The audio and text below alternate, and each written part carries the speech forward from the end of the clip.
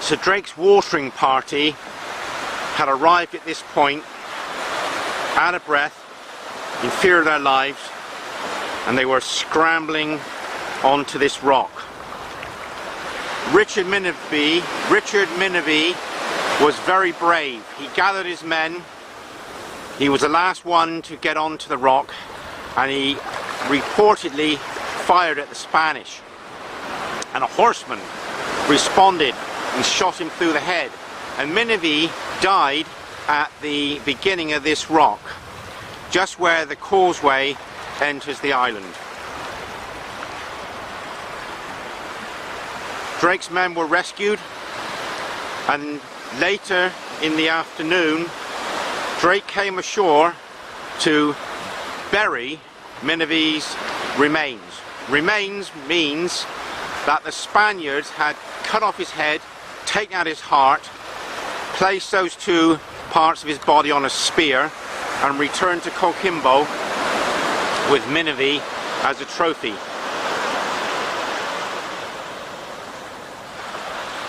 So Francis Drake came ashore exactly here in front of the camera to recover the remains of Richard Minivy, and somewhere in front of this camera must lie the remains of Richard Minivy.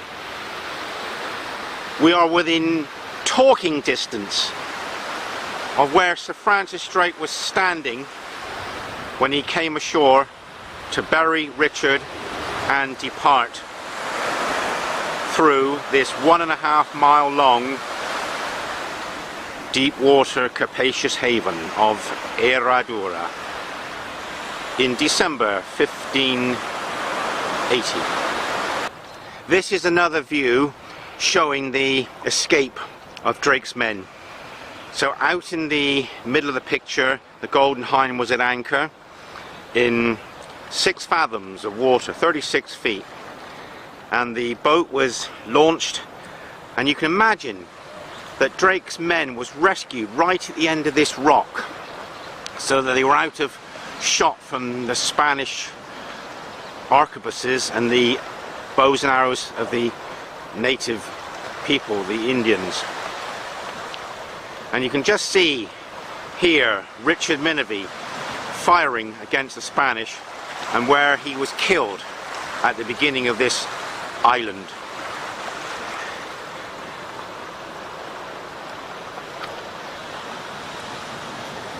And here you've got the whole scene where you can see the English running along the beach, along the ankle twisting black stones, and there was more water here then because they were wading onto the rock.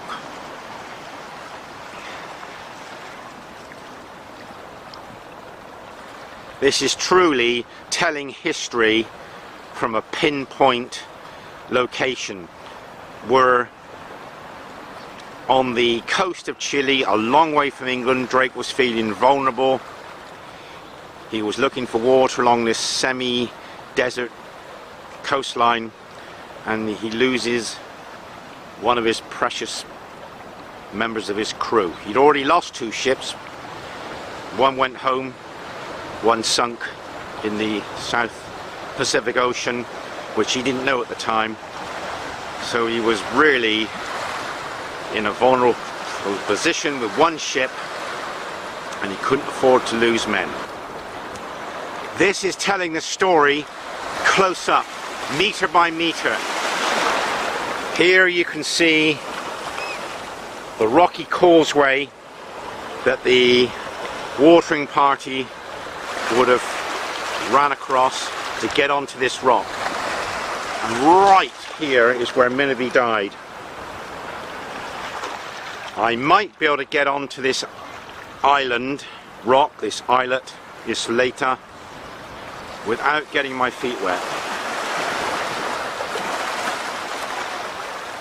But within a flick of a stone from the camera, this is where Minivy lost his life.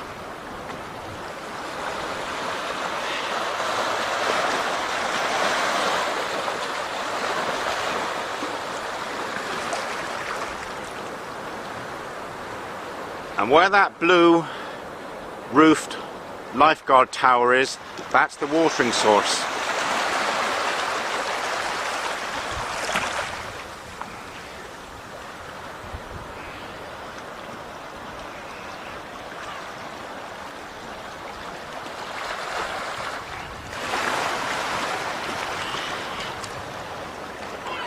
And here we've got the pan of the camera shows the route, the distance, and where Minivy protected his men and paid his ultimate price right on the rock in front of us. I'm standing 15 meters up on the rock, and right in front of the camera in this gully Minivy would have been standing shooting at the Spanish, giving his men time to hide at the far end of the rock, and here in this gully he would have fallen. And this video is the first time that a person in modern times has brought Richard Minivy's name to a wide audience. He was one of Drake's crew, and maybe Drake would have compensated his family once he returned home extremely rich.